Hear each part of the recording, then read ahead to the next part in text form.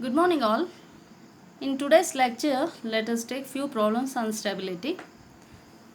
Here the first problem in the system shown in figure 5.1, a three-phase static capacitive reactor of reactance 1 per unit per phase is connected through a switch at motor bus bar. See, a capacitive reactor which is connected of 1 per unit is connected to the motor bus bar. Here generator is there, motor is there, generator connected through transformer to the transmission line and then transformer then to the motor, and here capacitive reactor is connected to the motor bus bar. And it is also given, calculate the limit of steady state power with and without reactor switch is closed. Here if a capacitive reactor is connected and if it is not connected, two conditions, that is with switch open and close, find out the steady state limit. That is the first part of the question. And next, recalculate the power limit with capacitive reactor replaced by inductive reactor of same value. Here capacitive reactor, if at all it is replaced by inductive reactor of same value, then again find the steady state stability limit. And here the internal voltage of the generator is 1.2 per unit given, and motor it is 1 per unit given. Internal voltage of the generator and the motor has been given, and in the figure itself reactances of all the elements have been given. Generator reactance 1 per unit, transformer, transmission line and another transformer, motor reactance, all in per unit values given.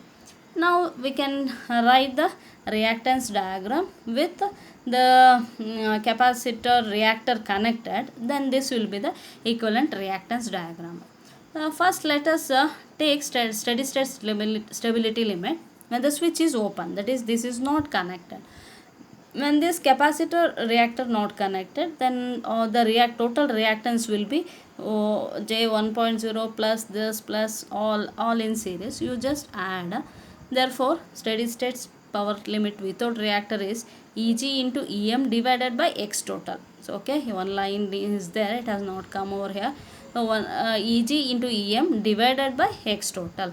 Eg is 1.2 given and Em is motor voltage, that is 1 per unit, divided by 1 plus 0.1 plus 0.25 plus 0.1 plus 1. All the reactances total will be getting 0.49 per unit. So this is the steady state power limit without the reactor. When reactor is connected, capacitive reactor is connected, then the corresponding the equivalent circuit is this. Now what we have to do, these three see in series it becomes J 1.35, these two in series J 1.1, and this is minus J 1.0, minus because it is a capacitive reactor, therefore it is 1 per unit given. When we use it as a capacitive reactor, then it is minus J 1.0. Therefore this is a star connected, and we need to find in such a case the transfer reactance, only this we want. Convert star to delta. So when we convert star to delta, what is this value, this X transfer, only this value is enough for us.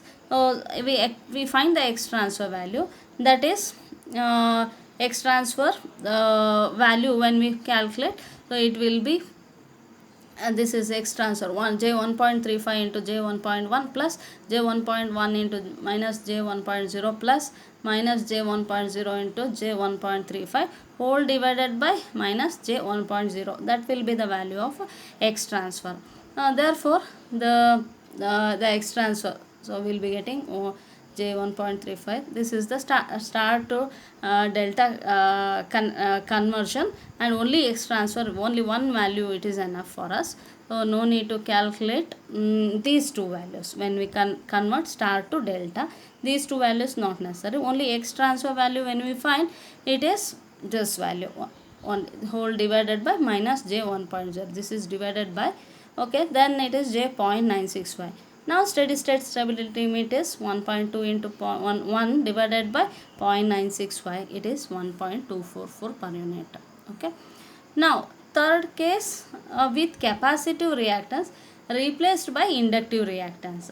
When capacitive reactance, here which is replaced by inductive reactance. So instead of same value, instead of minus j 1.0, we have to use it as plus j 1.0.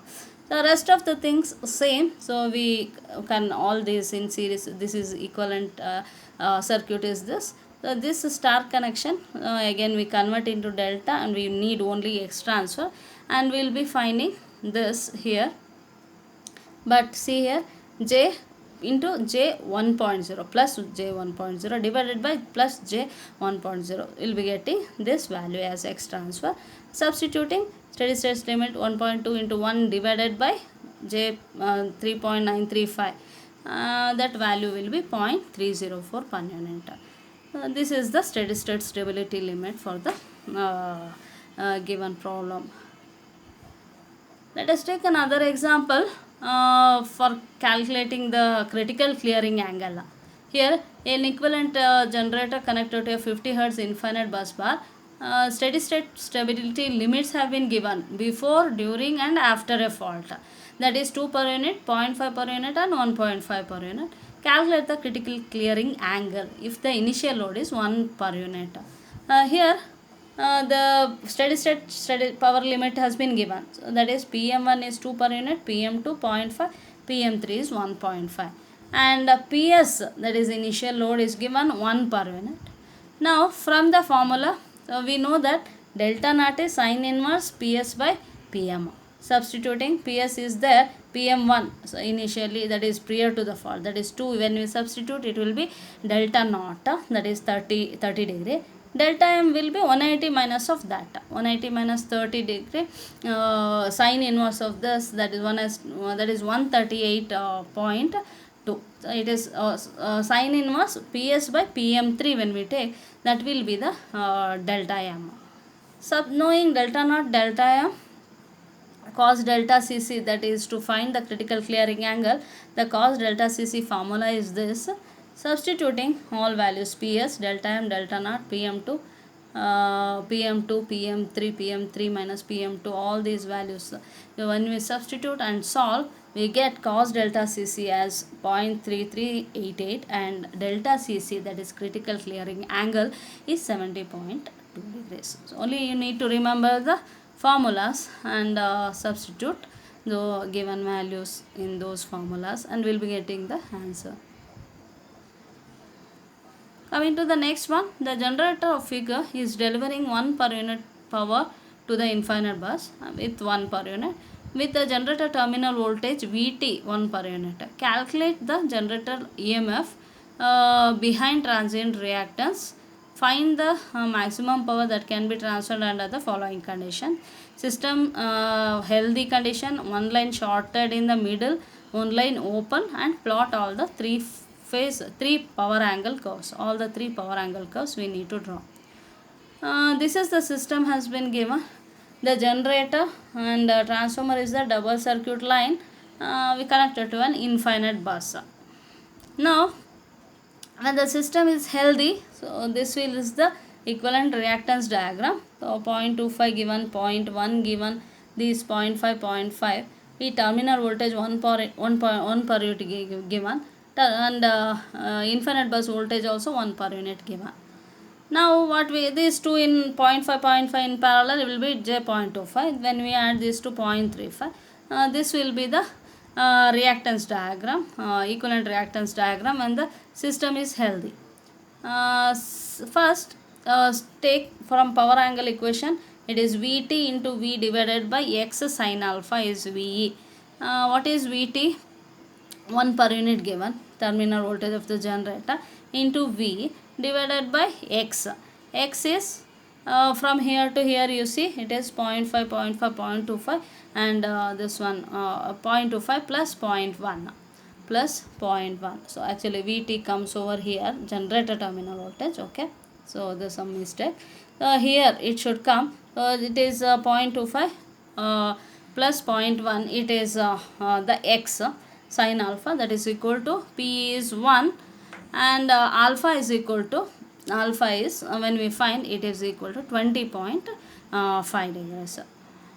Now I, so when we want to find I, it is Vt minus V divided by X. Vt minus V, Vt minus V divided by x. X is 0.35, 0.35. Substituting 1.1 at an angle 20, alpha is what we have calculated. V at an angle, this is the infinite bus, we take it as a 0 because that is the reference, and x 0.35. Substituting, I will be getting, now E is equal to, that is voltage behind transient reactance, this E, which is equal to all the reactances you consider, that is E plus what we have found now, that is 1 at an angle 0 plus J into Jx, total reactance, into the current. The reactance here is 1.6. So when we add all these things, so it will be 0.6, sorry, 0.35 plus 0.35 plus 0.25, it is 0.6. Substituting, we get voltage behind the transient reactance. Now first part of the question, when the system is healthy. When the system is healthy, it is V into E divided by x12, 1 into 1.075. So just now we have found it, 1.075. The magnitude we take, divided by, here one line is there, divided by x12, divided by 0.6 when the system is healthy. So PE is P max, once we find, then it is PE is equal to P max sin delta, 1.79 sin delta. This is the first equation. Now second, when line shorted in the middle. So when line shorted in the middle, see, when line shorted in the middle, so 0.5 is divided by 0.25 and 0.25. We get this is 0.25, 0.25. Now we have to find again here. So this is one leg of the star, and this is one side, and the J.25 is another side of a star connection. Again star to delta when we consider and we find H transfer, so it will be J1.175 plus J.127 plus J.135 divided by this point J.25. So we will be getting the X transfer value there, and finding that X transfer value in the second case, it is 1.55. That is voltage, the 1.075, the generator voltage what we have found, divided by 1.55 is the reactance in the second case, line shorted in the middle. One P max is found, P is P max sin delta, we get the second equation. And third equation, one line open, that is faulted line when it is open. See here, when the faulted line, so this complete line is open, then 0.25, 0.1 plus 0.5. So that will be the reactance in the third case. And see, 0.25 plus 0.1 plus 0.5 is 0.85. 1 into P max is 1 into 1.075 divided by 0.85. It is 1.265. Now P is P max sin delta. This is the third equation.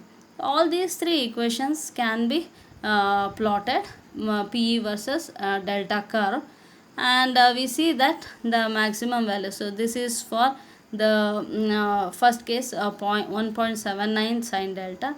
This is 1.2657 sin delta, and this is 0.694 sin delta. Okay, so this is the operating point at when the system is healthy. The operating point is at P, wherein PM is equal to P. Then the operating point is here, and whenever there is a transient stability, the fault occurs, so the operating point drops over here. The maximum values are also get reduced. So this becomes the power angle curves for all the three cases.